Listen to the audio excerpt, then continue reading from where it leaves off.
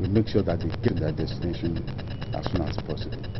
But then, what prompted us to jack up the price or the fines on driving against traffic? One, it got to a stage when people were being unnecessarily killed by those who drove against traffic. One. Two, that some people just decided to be unnecessarily impatient. In a city like Lagos, where the roads are interwoven, obviously when there is an accident or a breakdown, we expect traffic to be momentarily halted. And we believe motorists should be patient enough, 20-30 minutes, for such blockages, accidents, or impediments to be cleared. One thing we know is that once there is an accident, our response time to such accident is very high. Two, when there is a breakdown anywhere within the metropolis, our response time is also very high.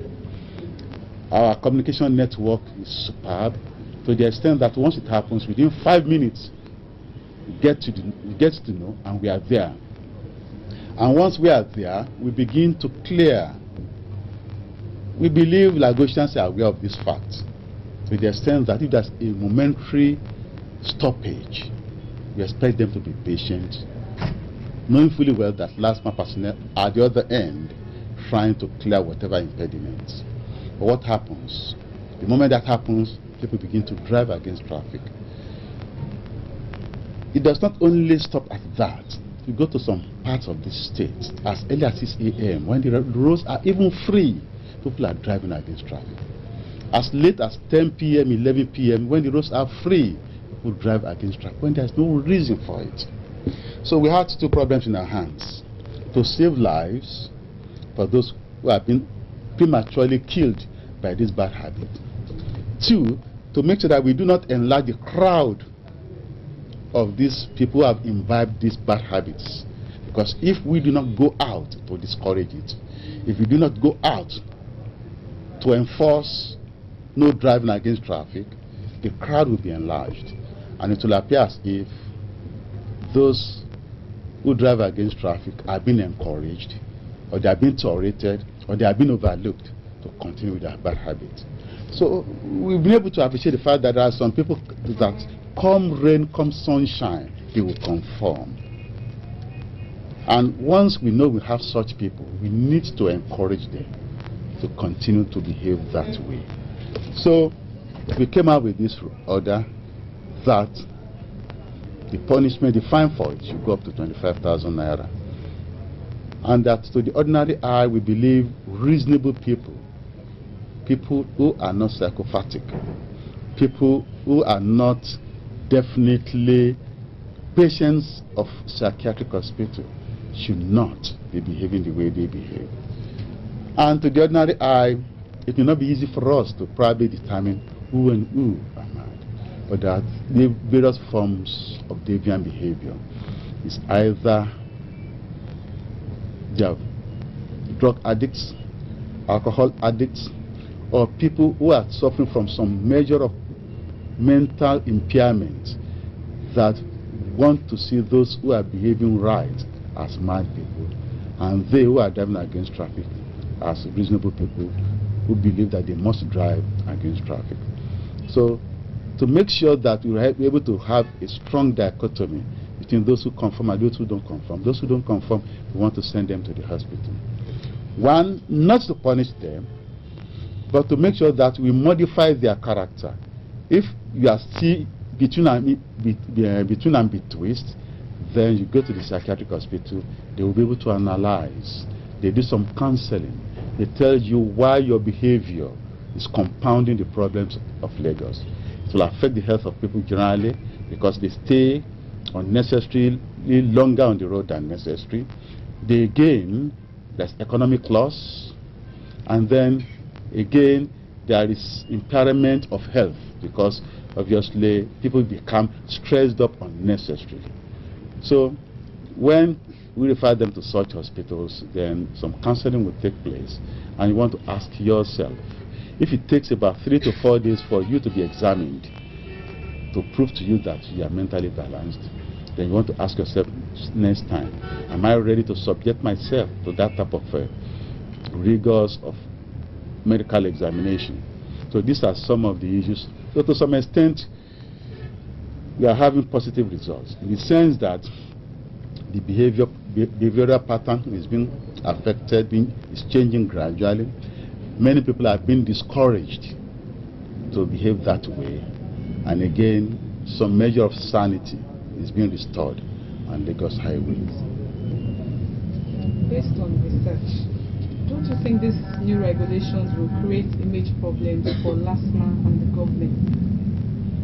Image problem, positive image problem, because research has shown worldwide that in this age and time, will-be drivers need to be subjected to psychiatric examination to make sure they pass, because there are a lot of psychiatric problems that will not strongly manifest themselves to the open eye. What we do is simply for people to go for eye tests at the best, which I don't think is being rigorously followed in Nigeria. But then, in some parts of the world, what we are doing is being welcomed, in the sense that we are trying to restore sanity.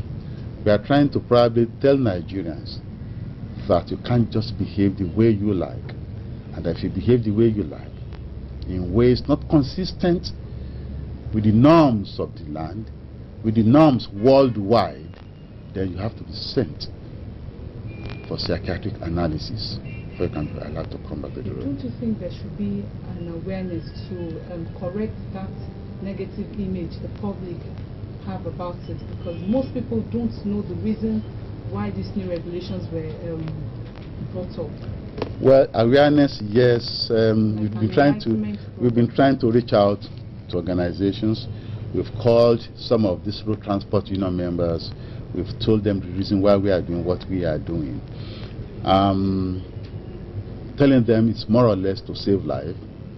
That even the commercial motorists, if they conform, if they behave, if they drive normally, they save time. But when they continue to indulge in such bad habits, they will spend more time. Because one, there will be no interlocking. Two, they won't impede the movement of people from the other side. And you probably can estimate the time it will take you to get to the other end. But if you allow things to get muddled up, obviously you don't get there. And they know it. You find that once the roads become impassable, consequent upon bad driving, some of them are not able to make as many turns as they should normally have made. And that's a loss on their part. And they appreciate the fact that once we are able to maintain our stand, moderate their driving habits, enforce the rules and regulations, they conform, they get there, and they're able to roll as many times as possible. Are Lastma officers exposed to risk? If yes, what steps are being taken to bring it to the minimal level? Well, if you look behind me, look at the board behind me, you will have seen some of my officers who have become victims of attack, from all classes of motorists. We appreciate the dangers involved in the performance of our duties. Despite the fact that we are being maimed, despite the fact that we are being harassed, our men still remain undaunted in this fight. It's a battle that we are ready to wage for this state and by extension for this country. We have been brutalized, no doubt about that. But then we have a package with which we probably accommodate such harassment, such maiming, such injuries that our men sustain. It's just like soldiers who go to war. Soldiers know that when they go to war, some of them won't return. But all the same, when enlistment is about to take place, you still find people enlisting for a job that they know that it's a game of either you win or you lose. So in our own case, we know we can't continue in this battle without sustaining some injuries. Fortunately, none of us has been killed in the process. But then, and at the same time, quite a few have been permanently incapacitated. But we still thank God we're able to still accommodate them. They still join us in the performance of their duties. But all the same, we still waging the battle, and in spite of the harassment and the injuries we sustain in the process, we remain undaunted and we still we still go ahead with the battle. So what challenges should the members of public be expecting from Lastma in days and years ahead, knowing fully well that Lastma is here to stay? Well, the challenges are there, that we on our part will remain resolute to clear the anomalies on the highway. We want to discourage those who have already imbibed bad habits. We are there to encourage those who are conforming to continue to conform. And we are there to make sure that, to some extent, within this year and next year, Lagosian should be able to say, I'm going to Lagos, and in 1 hour's time, I should be back. Bearing in mind that possible impediments, possible accidents, possible bad habits will have been corrected and people will be conforming. In recent times, Lastma has acquired equipment worth several million. How easy has this been, and what is the source of the fund? Well, the equipment we have acquired are meant to enhance the performance of our duties. We have about 8 towing vehicles. We have 2 recovery vehicles. These were acquired bearing in mind the peculiarities of Lagos. Lagos is a gateway to the entire nation via the 2 ports, that is Tinkan Island and Apapa Port. And bulky importations come through such ports to other parts of the country. So quite a lot of heavy vehicles break down. Lagos is also a major terminus in terms of petroleum products that come into the country. So we find quite a lot of tankers on the highway. So when we appreciated the fact that most of these tankers and articulated vehicles, the ones Nigerians call trailers, break down from time to time, the government just had to come to our rescue to acquire heavy towing vehicles and heavy recovery vehicles. With these 2 caliber of vehicles, we can deal with broken down petrol tankers and broken down loaded articulated vehicles. On the average, such articulated vehicles, that is trailers, we record about 6 to 8 breaking down between Apapa axis and the toll gate, and between Apapa axis and the industrial sectors of either Ogba or Ikeja, or those of them rolling down to Ogun State through Agege Motor Road. And again, on the average, on a daily basis, we record about 6 to 8 petrol tankers breaking down, either within Lagos distributing petroleum products, or between Apapa Wharf and the toll gate, either moving out to other states. So, with this in mind, we decided to really face the problem by acquiring such heavy duty recovery vehicles. And with the acquisition, we've been able to improve tangibly on the time wastage on the express, on the major roads, by promptly tracking down such broken down vehicles, trucks and articulated vehicles, by promptly removing them. In Lagos, for instance, a stoppage of about 5 minutes on a major highway could result into about 30 minutes to 1 hour of backlog effects in terms of traffic. And that's why occasionally when people are moving, we won't be able to know what is happening up front. Maybe an accident has occurred, or a vehicle has broken down. But at the moment such a thing happens, we will have gone there to remove. And you probably, when you crawl, you'll find that the road is open. To your amazement, you won't be able to identify the problem, but before you get there, we have been there before you, and we have removed such obstacles, and people will have continued to roll on. So these are some of the things we've been able to do with the recovery vehicles. With the communication network, we are there. Our communication network covers the entire state now, from Epe to Badagry to Ikorodu, and every square inch on the ground. On the average, we have 1 walkie-talkie to about 10 Lastma personnel. That is still not enough. We will have wished that every Lastma man should have a walkie-talkie, so that they can give prompt and on the spot report about what happened, so that when something goes wrong, it gets into the air, it gives that traffic report, and it summons for assistance, and we go there and tackle. So with our equipment, yes, we are fairly okay, but then we want to go more than, we want to acquire more. The government has tried, but don't forget there are a lot of competing factors. The government is further to roll, but we are happy that the government from time to time appreciates what we are doing, and they give us some concession. We want to go out to solicit for assistance from members of the public whose lives we have touched, whom we assist in making sure that they don't waste unnecessary time on the highway, either directly in terms of their own personnel, and all those who also render services, factory workers, industries, who move a lot of raw materials and finished products. And obviously, even this ordinary Coca-Cola or 7-Up or Nestle or Wacom, at least when the roads are free, their trucks are able to roll. If it is Nestle, their trucks are able to roll, either from the wharf or in distributing their goods. If it's Nigerian breweries, they bring in their raw products, their finished products are able to move out. So all such people, and if there are companies that do not have factories, maybe like oil companies, Chevron, Texaco, who apart from the wharf areas have their head offices in Victoria Island, at least our services help to facilitate faster movement of their personnel.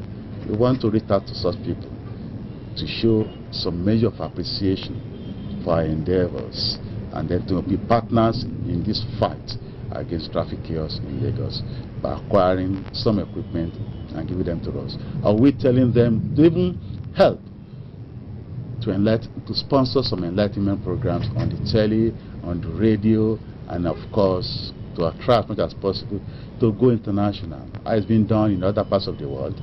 Not for us to quickly go to their height, but we examine our environment and say, okay, how far can we go? Can we go the way it is being done in America today, bearing in mind regular supply of electricity, bearing in mind good roads, which we cannot probably place at par with them? Then we will definitely see which of them can we acquire that will make us at least go far. Road signs are required, more traffic lights are required. All this come under the purview of the Ministry of Transportation. And once the road signs are put in place, when the traffic lights are working, Lastma will be able to deploy more personnel to other sectors, other roads, which are not being currently covered. To what extent is Lastma attempting to sustain current performance in its personnel? Well, you've been here with us since morning. You found out brainstorming. You found out bringing some people from the hospital to come and share opinions with us. Personnel sustenance, yes. We haven't got enough. Partly, precisely if you go to some parts of the metropolis, you find out not quite many on the ground. What we try to do is to make sure wherever we cover, we positively impact on the driving habits or the traffic flow of such areas. If we are to move aggressively to maybe Ibutemeta, to Ido area, to Surulere proper, to Apapa proper, we will need more manpower. So gradually we strategize, we make our manpower requirements known, we make our logistic requirements known, and when the government is ready, one, to fund more manpower employment or recruitment, to fund acquisition of more logistics equipment and all the rest of it, we go out and gradually we spread out. So that is why wherever we are, we just make sure that we've made substantial impact on our immediate environment. Do the officials go through regular trainings? Yes, the type you saw us going through this morning is part of it. We want to see ourselves from the perspectives of outsiders. We see ourselves from different perspectives. Some of these perspectives may tally with from the way others see us, but then you cannot be an adequate mirror with which you want to measure yourselves. So training, from time to time we withdraw our personnel. We go back in the classroom. We look at areas of deficiencies. We look at areas where we are not yet there, and then we try to upgrade their knowledge and their experience. Apart from this staff development, Yes. what effort is being made to extend psychiatric seminars or such seminars to members of the public? The women and men who came from Yaba Psychiatric Hospital have said we need to probably enlarge this sort of assembly. But luckily enough, they've said they've been going to motor parks, they've been going to markets to tell and to educate and to sensitize people. Very soon we will go to schools at all levels, primary, secondary, tertiary, and all the rest of it, to catch them when they are still young. So that when a secondary school leaver goes to university and the parents acquire a vehicle for them or for him, will have imbibed the precise and correct driving culture. And if at the end of the university career they now acquire their own vehicles, they will be able to know what is right from what is wrong, like the seatbelt culture, like not breaking traffic lights, like not driving against traffic. If that consciousness is there right from the time a child is young, they can still even positively impact on their parents. Mommy, you can't drive against that. What you are doing is wrong. Mommy, the traffic light has stopped. You shouldn't go. Mommy, before you step out, put on your seatbelt. These are little things. These are marks of civilization. And when people begin to imbibe it right from youth, they sink into the subconscious, and they just become like you taking pure water or any water, or like a baby taking milk. It becomes part of you, and you don't need anybody to prompt you before you do that. And then once that one sinks, the guilt part of you is there, and you won't join what is bad. These are some of the things we definitely want to say. Justify the setting up of Lastma. The evidence is there on the ground. Since the year 2000, when Lastma came on board, we've been able to impact positively on the traffic habits of Lagosians. And we've catapulted ourselves to the first position in terms of traffic control and management in Lagos State. We are the agency now being reckoned with in terms of traffic control. And when anything goes wrong on the highway in Lagos now, it doesn't matter whether it is federal road or state road or local government road, you say, where is Lastma? But you know that before we came on board, year 2000, nobody talked about Lastma. And to the extent that when anybody cultivates demonstrates any bad habit, somebody will tell you, if you don't get out of there, or if you don't change, Lastma are there to pick you up. So that justification is there. And apart from that, people want to believe, and they've told us in plain terms, that we're doing a good job, one, encouraging us to keep it up, two, and telling us to not to relent, because we're about the only organization that, of course, is being respected in terms of traffic control. Then when there's that acceptance on the part of the people, then it means we have some relevance. And when that relevance is there, then it means our establishment or existence is being justified. Am I okay? Thank you, sir. Thank you. I'll show you a gel.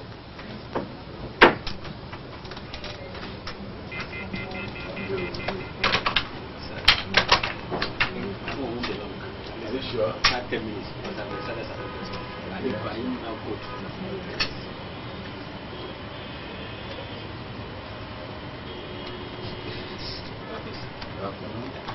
Please,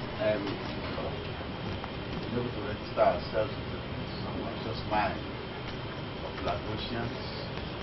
Even outside the state, people that come to recognize that is an organization that was doing wonderful work in terms of traffic control. Some other states have come to us wanting to know how we are going to go about it. What has kept us afloat so far is our determination, our commitment, and the levels still continue to forge ahead. That organization is to impact positively on the lives of the traffic control. because we will practice of positive that practice Lastma introduced new system.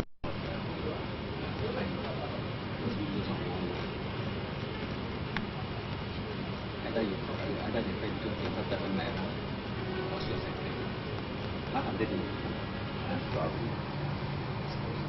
One of the conditions is that before you pay your fine first, before your car is finished, you need to show us the paper from the tax you started the process. Before your car is finished, you have to letter some people from such backgrounds and the ban that proves that Lagos or Nigerians or people generally want laws and once you are involved, Yes, sir. Recently, sir, the state government rolled out new set of regulations on one-way offenders. To what extent can this step contribute to traffic rule enforcement in Lagos State? Very greatly, very greatly.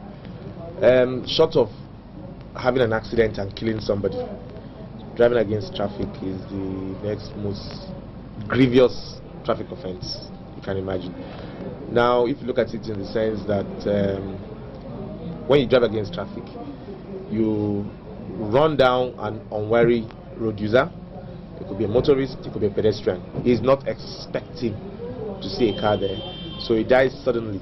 He didn't plan, he didn't run across the road, he was walking where he's supposed to walk, and then because you are indisciplined, you drive against traffic, you run him down.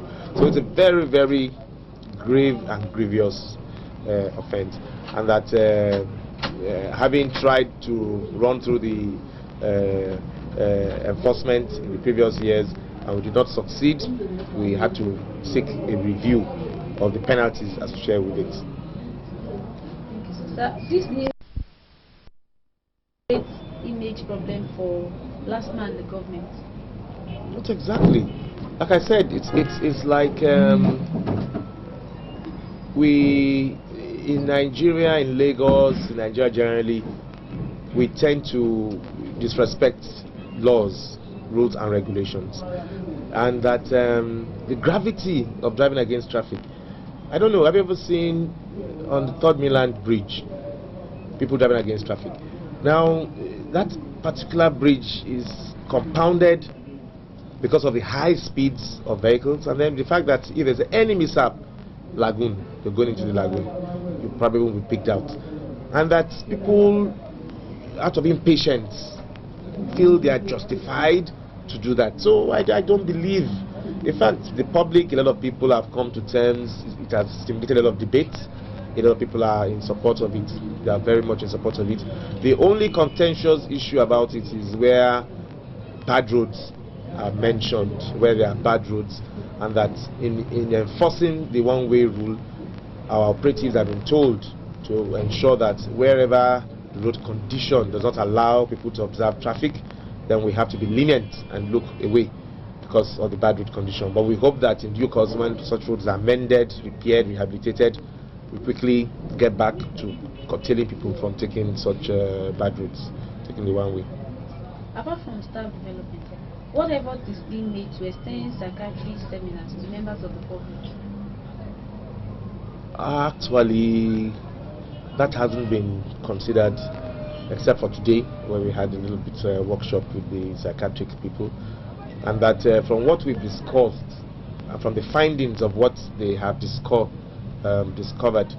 from those who come for the attention for examination, there's the revelation that quite a number of drivers are on the borderline cases, that people who are not intelligent enough to do this driving. You know, somehow from our culture, we always think the driver is a person low education, low background, low. But that with the complexity of vehicles, the kind of vehicles that are being done, a lot of vehicles are coming high-tech level vehicles. They are coming into the country as well. We may find out that we'll have to review the concept of a driver. We'll have to review the concept of a driver. We'll have to measure it with educational background. Right now, there's no limit. There's nothing. You may not have gone to school, you could drive. But that with what we are seeing, the outcome of the examinations, it's imperative for government to review the concept of driving, to place minimum educational qualification. If you don't pass, you don't have JSS 3, for instance, you cannot be a driver. Such things will have to be looked at, and over time, we try to put them in place in the system. Yeah. What challenges should the members of the public be expecting from Lastma in days and years ahead? It's a whole lot. It's a whole lot. Lastma is 3 years old this month, and when we look back, it's like we've just scratched the surface. And when you're looking at it with the backdrop of the fact that for about 20 years there was lawlessness in the system, we will not say we've not tried. And that it's like with public support, because we need a lot of public support. I know in the past there have been accusations that we're high-handed, but then the truth is that people have been doing what was wrong for so long, they thought it was right, and when we came out to correct it, they had the notion that we were doing wrong or were being high-handed. But then we also, on our own parts, realized that we need to do a lot more of public enlightenment. We realized at the beginning we didn't do so much of it, and that a lot of things are happening out of ignorance. People don't, the driving license procedure is defective, totally defective. The vehicles are badly maintained, the roads are badly maintained, they are not signed. So there's a lot of work we have to do to improve, put more road signs, put pavement markings, improve the quality of roads, check the vehicles are well maintained, then improve the status of drivers before you can drive. Driving schools, you have to certify them. So there's a lot of work in there. There's a lot of work, and that I think, given the support we are getting from government and the public, Lagos in 5 years' time will probably be able to set a standard, set a way that people would come out to understand that yes, we are the pace setters of Nigeria in traffic and like in other spheres of human endeavor. Thank you, sir. All right.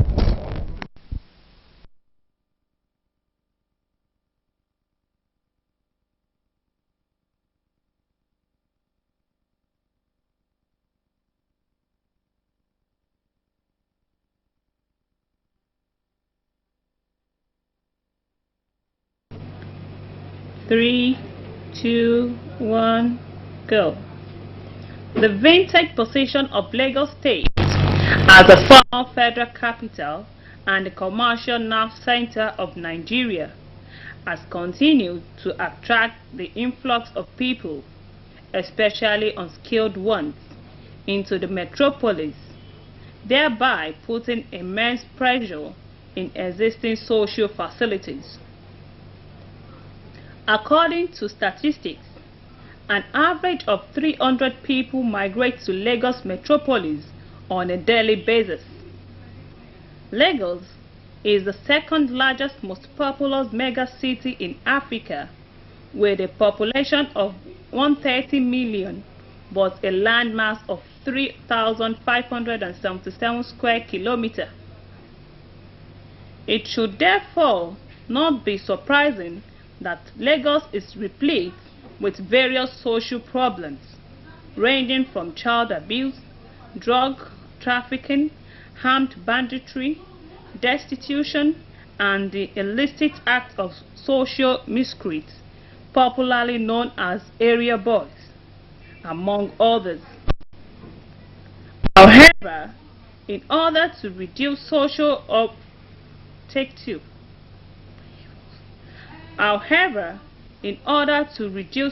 upheavals and crime in the state through the provision of social welfare services to the Take 3.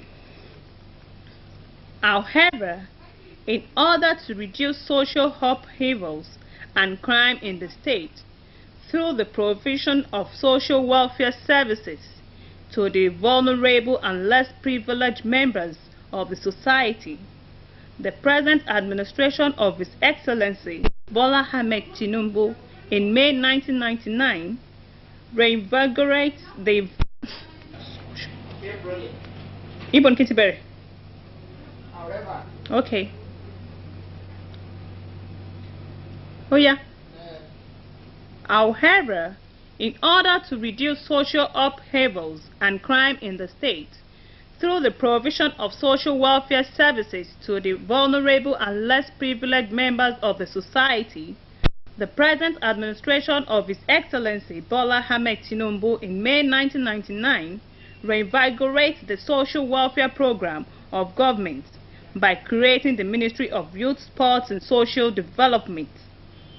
The Social Welfare Department of the Ministry delivers social welfare services to the needy and vulnerable members of the society, ranging from the orphan, abandoned children, street children, destitute, drug addicts, people with disability and aged people, among others.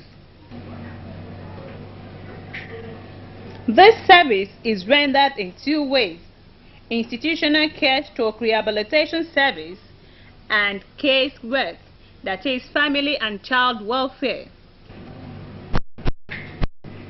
Under the institutional care / rehabilitation service, the ministry maintains 11 social welfare institutions with over 3,000 residents. The institution includes remand homes. This home service has a transit camp for young juveniles offenders whose cases are still pending in court. The home also accommodates homeless children for shelter and protection, while children beyond parental control undergo necessary corrective training. Under the institutional care / rehabilitation service, the ministry maintains 11 social welfare institutions with over 3,000 residents. The institution includes remand homes.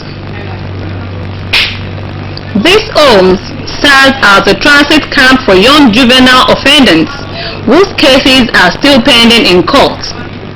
The home also accommodates homeless children for shelter and protection, while children beyond parental control undergo necessary corrective training pending the period they have reconciled with their parents or sent to approved schools through the juvenile courts, further correctives and vocational training.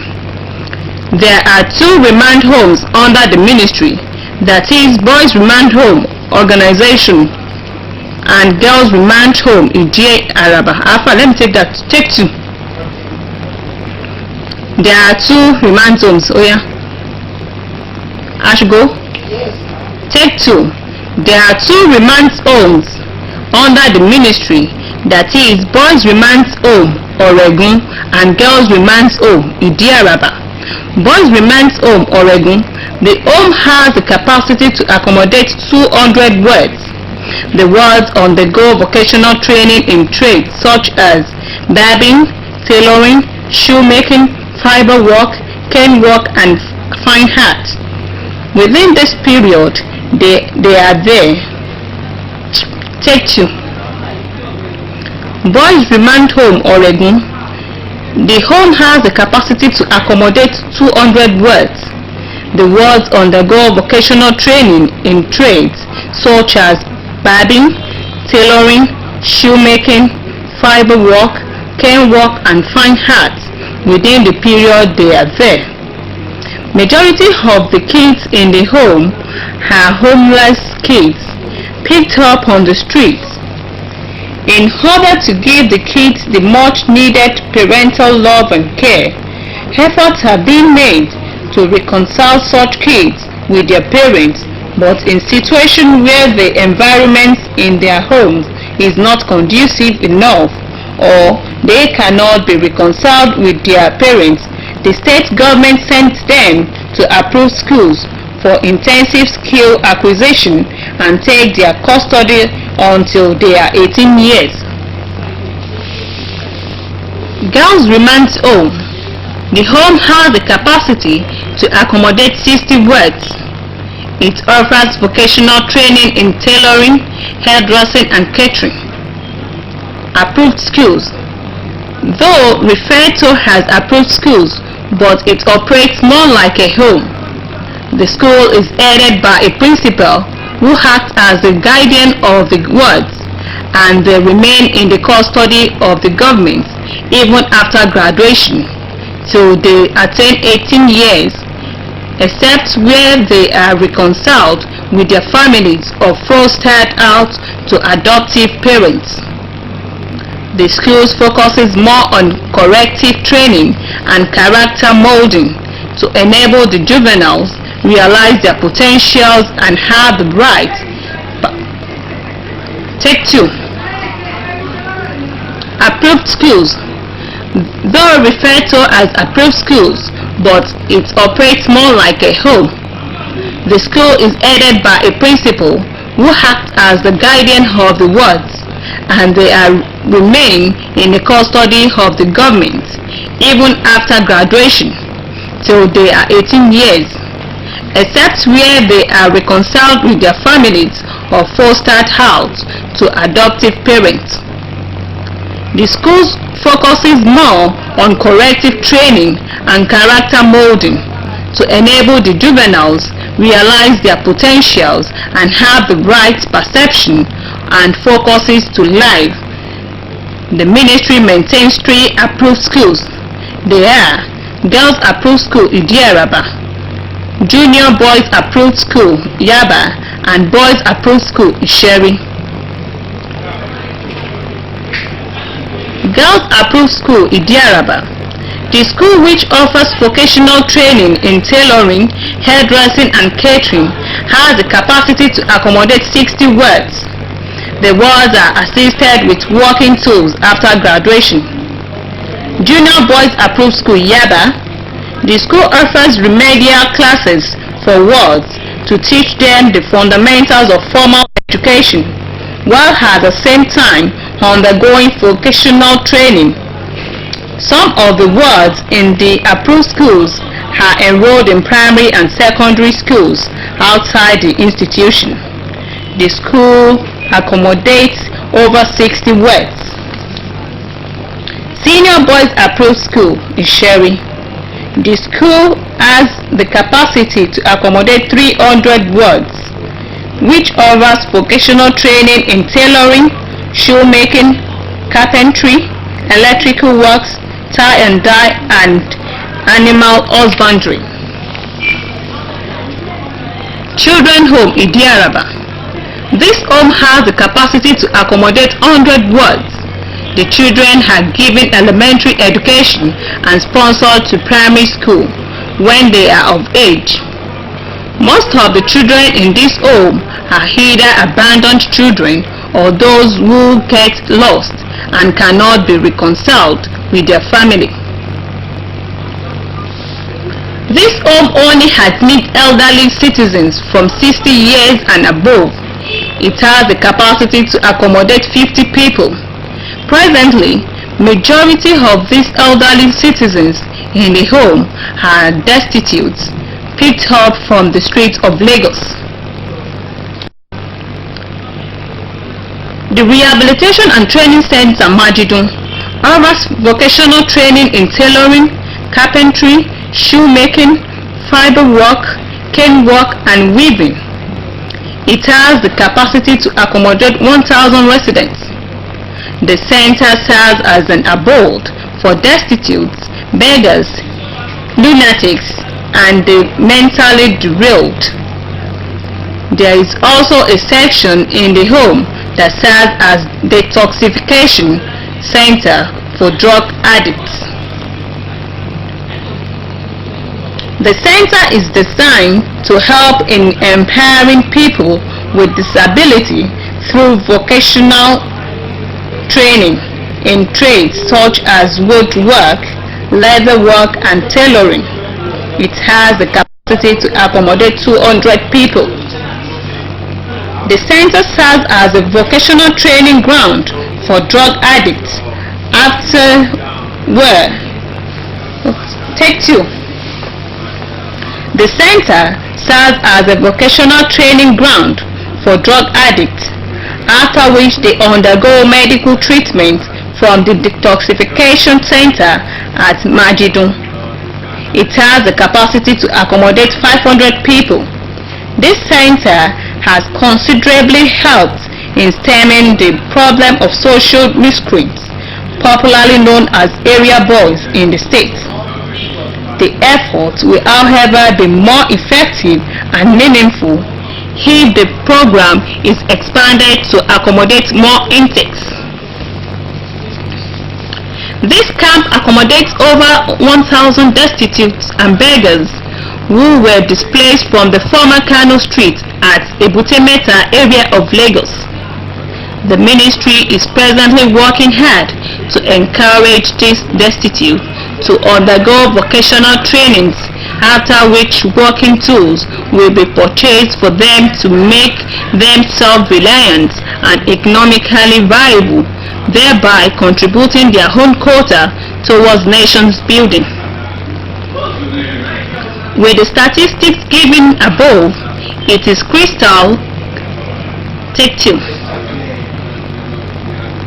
With the statistics given above, it is crystal clear that the ministry provides social welfare services in the form of shelter, protection and corrective rehabilitation services to well over 3,000. Take 2. With the statistics given above, it is crystal clear that the ministry provides social welfare services in the form of shelter, protection and corrective rehabilitation services to well over 3,000 to 3,517 vulnerable members of the society. Also, this ministry has 15 social welfare offices. Take 2. Also, this ministry has 15 social welfare offices spread over the various local governments in the state, where people with social problems are given social therapy and counseling. However, as a result of this endemic social problems in the state, occasioned by long years of military misrule, a lot still needs to be done. In order to reach our desired height, the ministry urgently needs to expand its social welfare facilities by building more structure so as to accommodate more people. Also, some of the existing facilities are dilapidated and need renovation. Works to be done are replacement of fallen roof, plumbing work, mending of fallen walls, and carpentry works. Most of the welfare institutions also require vocational equipment for the training of workers. While some requires additional equipment, some presently do not have functional ones, as those on ground are dilapidated. Similarly, graduates of the institutions requires working tools after their training to make them self-employed and self-reliant. Large quantity of drugs is also required, especially for drug addicts and mentally imbalanced intakes, who require special attention.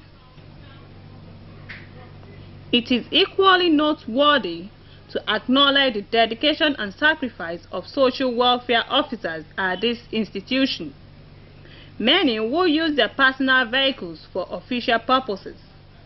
However, some of these institutions do not have access to any vehicle to transport wards and residents of the institutions, sometimes through public vehicles, which is risky because Take 2. Sometimes through public vehicles, which is risky because some of the wards have sometimes delinquent children. Take 3.